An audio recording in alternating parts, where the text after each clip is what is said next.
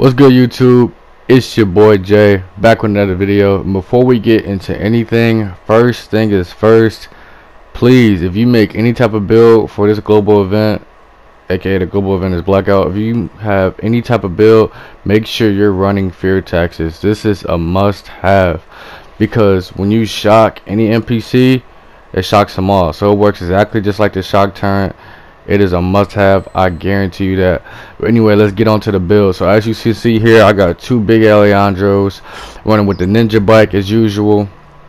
So we got the two big Alejandros. I mean, if you don't have two Alejandros, I would say you could actually run any LMG. Probably the MG5 would be the best variant because of the high RPM, but to be honest, you could run any LMG and it'll still be fine. If you can, try to have ferocious and destructive, or maybe determined, or some talents of them sorts. Just make sure you're able to unlock them. So with my chest piece, so I have skill haste and health rolled on this one. I shouldn't have health.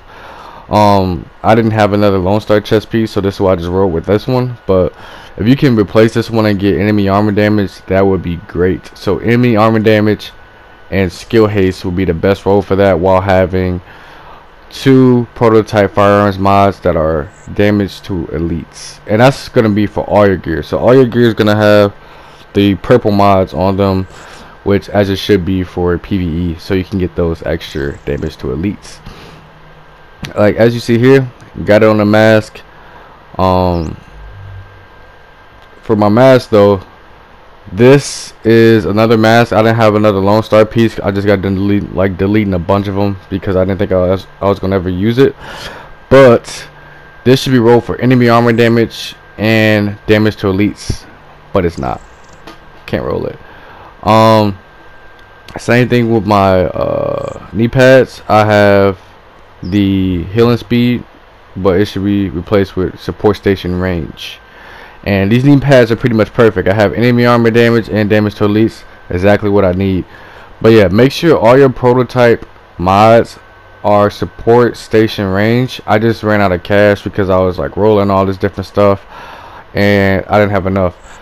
But yeah, make sure everything is support station range. The reason why I say that is because if you put down an immune station, it will expand that like support station range, obviously, and you got more wiggle room to like move around while you're shredding NPCs, because you will be shredding NPCs. I guarantee you that.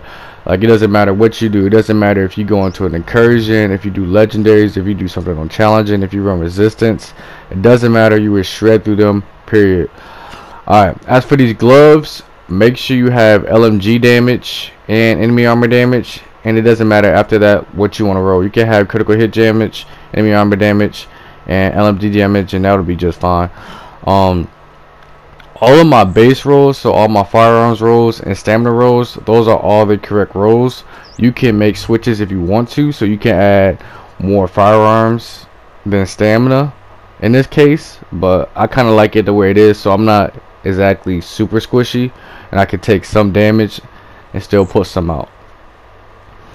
On that backpack though, you might want to run stability or something like that, if you don't want to run the striker piece. If you don't run the striker piece, definitely have stability on the backpack, otherwise you will be fine. I know before I was running the tactician so I can get the 15% skill haste, but I didn't really need it, so I chose to just run with the striker piece for extra stability, because the big Alejandro's not the most stable weapon at 1000 RPM, but it's whatever.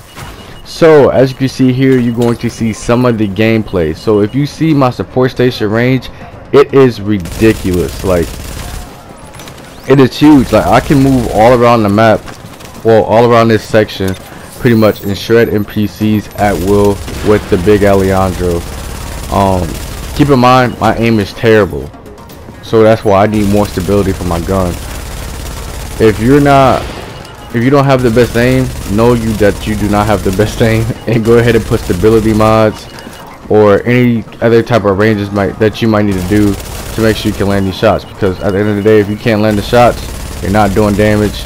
The build is useless. That's for any build. But yeah, as you can see, The reason why I'm running Lone Star is because with running LMGs, it's annoying to reload because how long it takes to reload. So it's just 10 times easier to just swap back between weapons and burst down NPCs that way.